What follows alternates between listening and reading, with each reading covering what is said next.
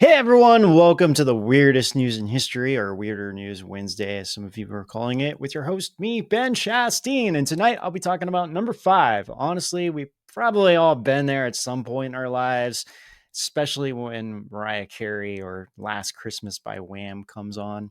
The only difference is that we don't act on it, like this guy did, who got angry when Black Sabbath was interrupted mid-song and was switched over to Christmas music. Number 4, ever wonder what the government, NASA, and Black Ops organizations are hiding? Well, according to a woman who claims to have worked at NASA, a video in 1979 showed human beings walking on Mars in NASA spacesuits. And number 3, the Mars rover Curiosity has spotted many unusual things over the years, such as a giant woman, strange object that looked like a spotlight or stoplight, and something that looks like an alien facehugger from the Alien movies. And number 2, ever heard of the stories of Bold Street in Liverpool, England, where people have countless stories of bizarre time slips? Hear about one man's strange encounter with his deceased grandmother. And number 1, even New York Times jumped on the bandwagon of these Liverpool time slips. Hear one of the most famous accounts of a police officer who had an eerie time slip and traveled back into the past. So stay tuned to hear the weirdest news in history again with me, your host, Ben Chasteen.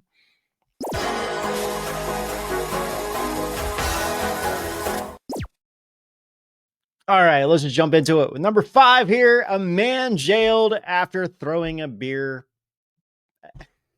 bottle at the bartender for changing the music to Christmas music.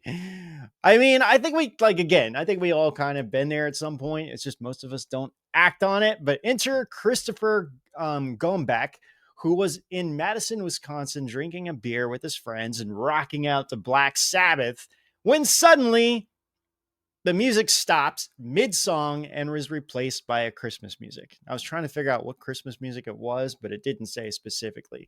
Now, drunk and agitated, Christopher was not having it. So he downed his beer and then threw the glass bottle in the direction of the bartender's head, and then circled around and tried to go behind the bar with clenched fists, but was stopped by other people in the bar. His uncle who was there, eventually intervened and directed him, Christopher, to go through the door, like, hey, get out of here, But on his way out, Christopher grabbed the Christmas tree that was in the bar, trying to hold on to it, and it broke some ornaments in the process, or he broke some ornaments in the process. So as police then started to approach him, he became very confrontational, even with the police, and he was threatened with a taser before finally being taken into custody. Christopher was arrested and charged with disorderly conduct and criminal damage to property, which is the Christmas tree aspect. Clearly this dude was in the wrong, But this is also a good reminder, especially if you're working in a bar, that don't switch over to Christmas music, especially mid-song, if people are rocking out to something like Black Sabbath. Oh man, for me it's Wham, or yeah, Mariah Carey and that Wham song. And the ironic thing was, I was at this like cafe writing this, like researching and writing this just the other day, and as soon as I got done writing this, because they weren't playing Christmas music, they were playing like other stuff and just like normal music and everything else, and at some point they switched over to Christmas music, and I think after this one event they were doing some event was going on in this cafe, and after it was over, and then it was so funny because as soon as I got done writing this, that Wham song came on. So and I was telling the person who worked there, I was like, "Oh, this is so funny," and then I noticed she changed the song. I'm like, don't worry, I'm not going to get upset. It's just You gonna jump find it behind the bar, ironic. Ben? Show her, Yeah. show her good taste in music.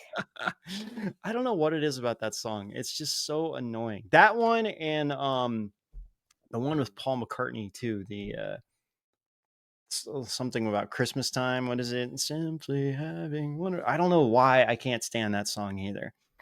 The Wham, Mariah Carey, that song. Yeah, I not can't good. sympathize, Ben. I like all of those. I would play Christmas music in July. I love it. No, I'm not. I'm not. I like Chris. I like certain Christmas music. Especially more like the traditional kind. I really do like it. I don't mind it at all. It's just certain songs that really kind of like get under my skin, and those three are those songs. Like that's After the thousandth time oh, of playing.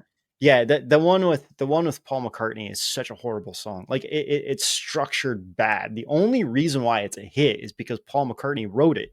If it wasn't for that song, no one would ever know that song. It's just the composition of that song is bad. It's just structured bad, and I'm like, ugh. I don't know why. It's just not a good song, but that's just me. I guess that's my own opinion. But it's funny that you do like that song. That's cool. What was that you were showing? That's the music video. Oh, I it just is really. put Oh, music that's for it. hilarious. You're gonna have a whole lot of Paul McCartney fans in your comments ready to jump across the bar at you. I do like Paul McCartney and the Beatles. I mean, I love all their songs. That one. I mean, and I really like John Lennon's song, the Christmas song that John Lennon wrote. I can't remember the name of it right now, but that's an amazing song, and how the structure of that song is great. But this A song, War Is Over? yeah, the war is over. Yeah, yeah, Yeah, it's a good song. It's a good yeah, song. it's a really good song, and the meaning behind it's really great. Paul McCartney song, not so much, and there's no meaning behind it. It's just like, oh, let's just write a Christmas song because that's what we should do. So all right, okay, enough of Christmas stuff. Yeah, by the way, I love this shirt. I think it's really cool. So I saw this at the Hard Rock in Florida, and I was like, dude, I have to get this because I can only wear it for so long. I mean, I'm really into the Christmas spirit. I am. It's just certain songs like not so much. But all right, let's move on to something more serious here.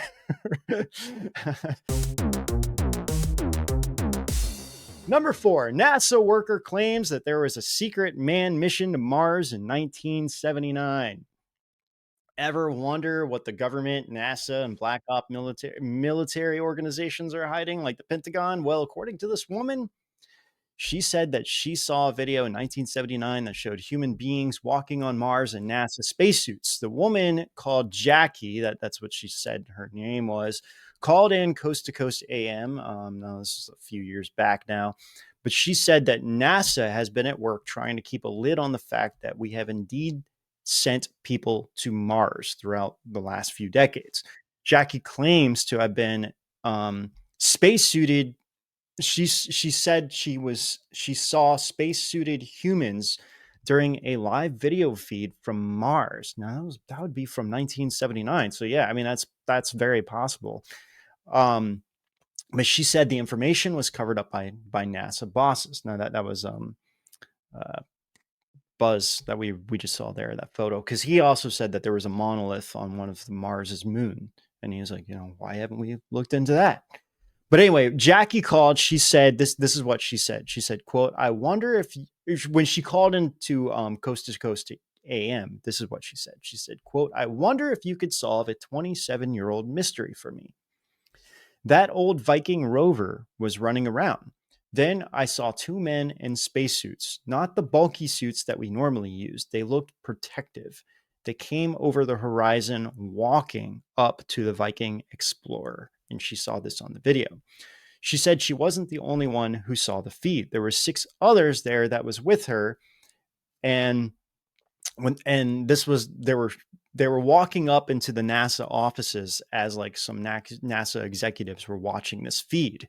As soon as they were spotted, the doors slam in their faces. She said, quote, "We ran upstairs, but they locked the door. They taped paper over the door so we couldn't see." My question is, were they our guys, like the ones that we were seeing on Mars, that she saw reportedly on Mars? Now, considering we were finding all kinds of weird things on Mars, it does kind of make sense that they have people there to study them. I mean, like, for example, the CIA even had remote viewers looking to Cydonia on Mars, which is where the pyramids, the so-called pyramids, are, and the face of Mars is.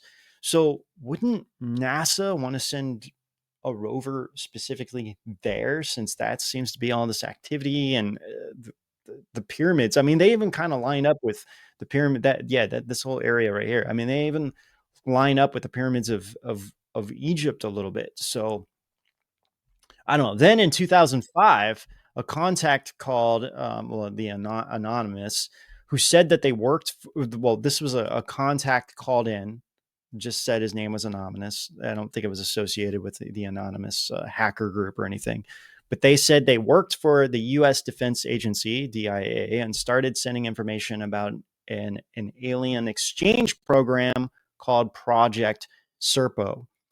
And he based his claims on a 3,000-page document written in the late 70s. And he boldly claimed that 6 aliens were recovered from the Roswell crash. And if you don't know what Project Serpo or Sarpo, I think it's Serpo, we've actually covered it on our Edge of Wonder show. And reportedly, this is where Steven Spielberg got the whole idea for Close Encounters of the Third Kind. Reportedly, in this document, it states very clearly how this exchange program worked, and that there was a landing near the Devil's Peak, I think it is, in Utah, or whatever, what they basically what they show in the movie too, except it's not the actual that thing in the background. I think in real life it's like in Utah or something like that. But the whole story is that they showed Steven Spielberg the real footage of this landing with these like alien beings, and they gave them a name, Ebens. And so reportedly there was an exchange thing, and they showed it to Steven Spielberg and was like, "Hey, can you just recreate this?"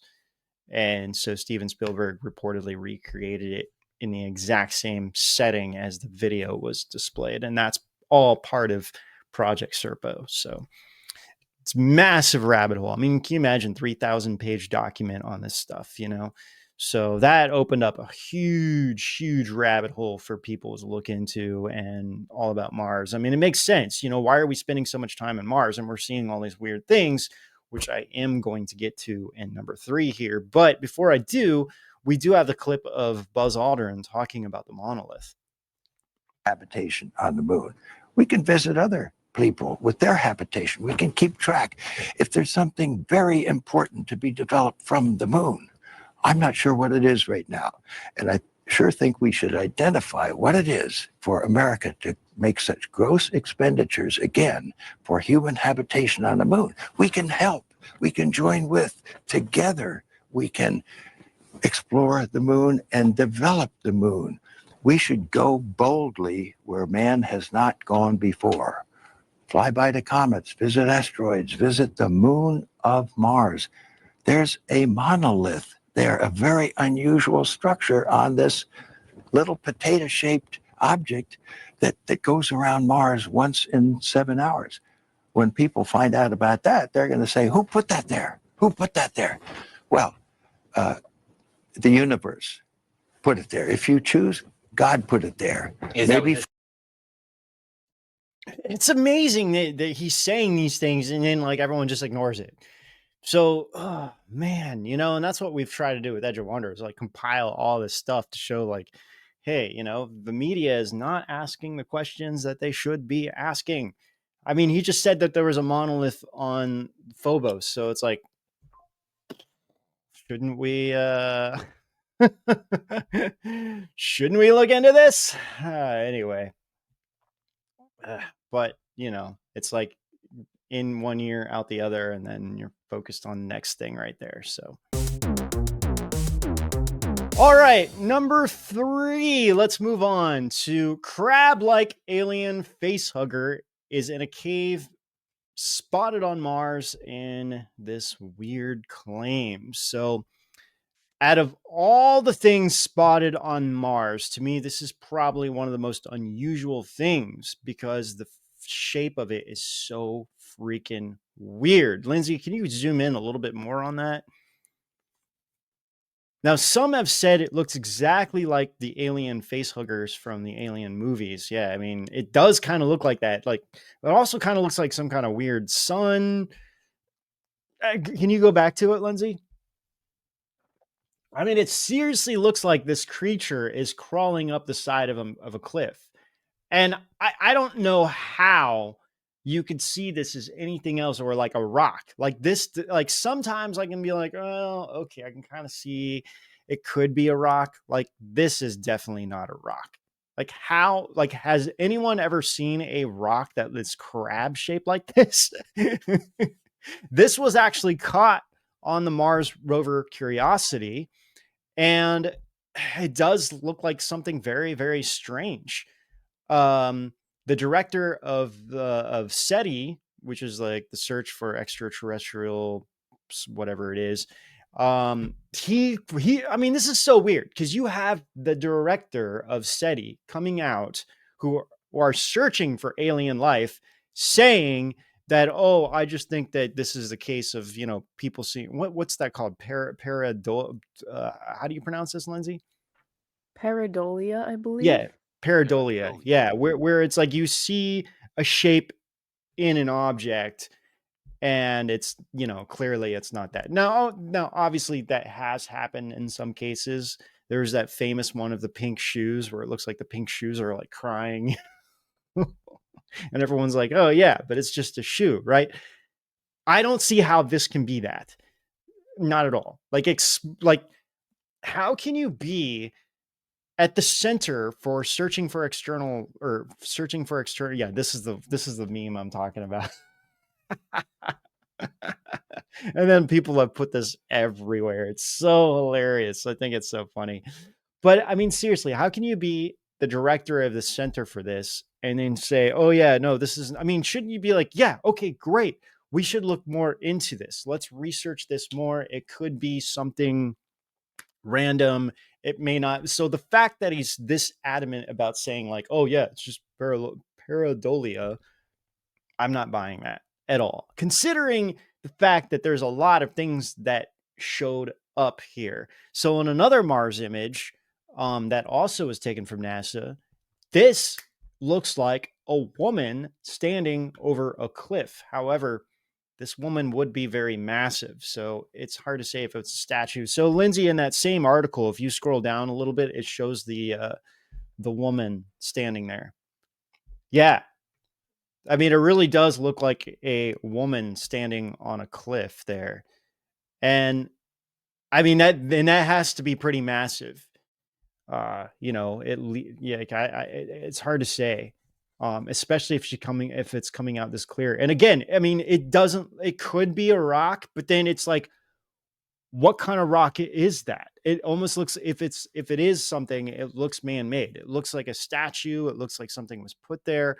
And then, not to mention, we have this too, which they said looks like traffic lights on Mars. And when you start looking at all this stuff, I think it's just all too random to be a coincidence. Can you zoom in on that one too? Like that seriously doesn't look like just a random rock formation. It's like these are all so interesting. I mean, maybe seriously, but when you start putting all of these together, I think it just brings up a lot of questions, especially there was that doorway on Mars that I had, a while back and whatnot. So I don't know. I just think that when people are, especially people like at SETI, are like, oh yeah, no, this is just people's imaginations. It's like, dude, what are you doing? Are you just wasting money away? You set this up like so long ago, and then it's like you haven't found anything, and they're supposed to be analyzing like different waves and stuff like that, and they're getting all this funding and money, and then it's like, oh yeah, no, we're not, we actually haven't found anything. So it makes me wonder if they're doing the opposite. But this is the doorway that was found on Mars, that they were like, oh no, it's just shadow and light. And I'm like, seriously, come on. Anyway. But why would they be hiding all this in the first place? And I think it's just a matter of the fact that if they revealed all of this to be true, it just opens up a floodgate of questions and things of everything known to man. Then it's like, oh, wait a minute, is that really why we're going to Mars? um you know maybe Elon already knows about what's happening in Mars and everything else, and that's maybe why he wants to go so bad. So but I guarantee you there's probably a lot more activity on Mars than what we're being told, including us already going there. And they've probably already established bases, just like The Martian. It's probably very similar to that movie. So anyway, hopefully, I'm kind of hoping this is the kind of stuff that will eventually kind of be released once Trump gets into office. I mean, he said that he's going to release a lot more of this UFO stuff and documents and classified things. So I'm kind of excited by that, so we'll see what happens with that. That's the one thing where I'm like, okay, cool. Let's see what happens. Let's move on to a number 2. London man sees his dead grandmother in a time slip. So this is super fascinating, and I didn't know much about this. Bold Street in Liverpool and London, London, England, seems to have some really unusual activity related to time slips. In fact, there's been a whole bunch of stories that have come out around this area, like numerous of them, so many of them. So I decided to share a couple of them for our 1 and 2 stories, episode, or 1 and 2 stories here that I'm going to present, because some of these are just amazing stories. So Central Station in Liverpool has changed over the years. Before its major last upgrade, trains used to come into the station and were shunted down a dead end, then came back to the other side of the station. So I mean, things have been rearranged, reworked, and all kinds of things. So passengers come up. They used to come up a long stairway. Then on turning left, they emerged the opposite down Casey Street. And I don't know any of this stuff because I've never been to England, but I guess it's kind of like New York City. If you talk about Fifth Avenue, everyone knows what Fifth Avenue is. So I imagine if you're from London, you would probably know what Casey Street is. Then one day, I'm just going to call him Mr. Brown because they never really had a name for him. Mr. Brown was going down the stairway on his way to catch a train. Now, this was in the 1960s when this took place. So everything was kind of going over this fresh renovation in the 60s. He said it was 5 or 6 years since his grandmother had died. Mr. Brown's grandmother was an unmistakable lady. She was always dressed in old-fashioned clothes, more suited to the 1930s, he said. However, she was always smart and very prim and proper. As Mr. Brown descended the packed stairway, he caught sight of his grandmother going the opposite way, leaving the station. He stared in amazement and blinked a couple times to make sure he wasn't just seeing things. Sure enough, the lady was his grandmother. No one else could be mistaken for her, as she was so unique in dress and style. He said he tried desperately to reach her, but the stairway was so packed with people he could not fight his way through. He saw his grandmother turn left at the top of the stairway going towards the exit, and at the same moment, a gap appeared in the crowd. Now, Mr. Brown instantly took the opportunity and ran through the crowd around the corner, but his grandmother was nowhere to be seen. Like she just disappeared in thin air. There was nowhere he said she could have gone in such a short time, even if she had started to run. And being in her 70s when she died, this was not something she would have expected to do. There seems so the story kind of ends there. It doesn't really go on from there. I mean, he just was like, this is super weird. But the story of this Bold Street in Liverpool, it began having floods of people experiencing all kinds of things. Um, I found all kinds of strange and unusual stories from all around everyday people just talking about it. And some believe that the old subway, when they built that, there was something there in the long forgotten past, that maybe some kind of portal, maybe some kind of energy grid, something going on right there. And there just seems to be countless stories of ghosts, time slips, all kinds of things in this Bold Street. Makes me want to like go there and like really visit there. So maybe I would love. I still haven't had a trip to England, so I'd love to do it one of these days. This is so widespread and so popular that even a reporter for New York Times began to write about it, which brings us to our number one story: how I became obsessed with accidental time travel. So the author of this article is really funny. Starts out saying that she was turning 30 and all of a sudden she started thinking about her life and that the years were slipping by. I for some reason, I was the same way when I turned 30. I'm like, oh my gosh, I'm getting old now. It's weird. It's like you're in your 20s and all of a sudden you're 30 and it's like, okay. But she said she was seeing a guy who always talked about time slips, and she became engrossed in the topic and began to Google everything related to it. Then she found these stories that really piqued her interest. And she found one story in particular that she wrote about. Now, I'm just kind of going to tell the story here. So the story is that on a Saturday in July of 1996, an off-duty policeman named Frank and his wife Carol visited Liverpool to do some shopping. I mean, they were from the area, but they went to Liverpool, or from England. And once again, they went to Central Station. And there's all these shops there and everything else. This is like 1950s era that we're seeing right there. And so Carol went to Dillion's, which is a bookshop in Bold Street, once again, to purchase a copy of Irvine Welsh's book Train Spotting, which just came out at the time. And I think the movie just came out at that point. And Frank went to a record store to buy a CD. So about 20 minutes later, he walked up to the area of Bold Street to meet up his wife at the bookshop, when he noticed he somehow entered what he described as a dead spot of quietness. Like it just eerie. There was no people, nothing, no sound, nothing. Then all of a sudden, he said out of nowhere, a small boxed van that looked like something out of the 50s spread across his path, beeping its horn, narrowly missing him, like it almost hit him. Frank crossed the road and then saw that the Dillion's bookshop, where his wife went to, was no longer there. In its place stood a store with the name Cripps over its two entrances. Frank was understandably very confused at this point.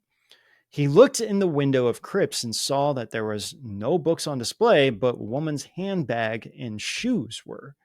So Frank turned around and saw that the people on Bold Street all of a sudden were wearing clothes that would be more in vogue in the 40s and 50s, with unusual hats and dress and everything. Like everybody looked that way.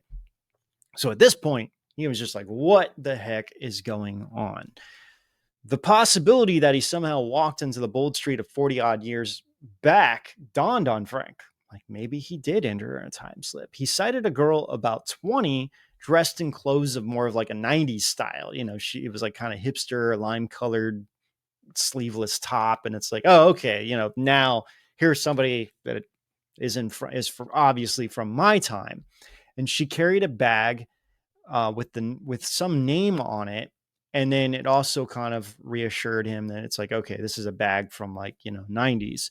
he smiled at the girl, and then he started following her because he's like, this is just weird. This is the only girl I can kind of connect with. He walked up to her, and then all of a sudden, like, he was seeing this clothing shop, Crips. And then when he looked at the girl and looked back, all of a sudden it was the bookstore again. And that's when he realized, oh, okay, maybe I'm back in my own time.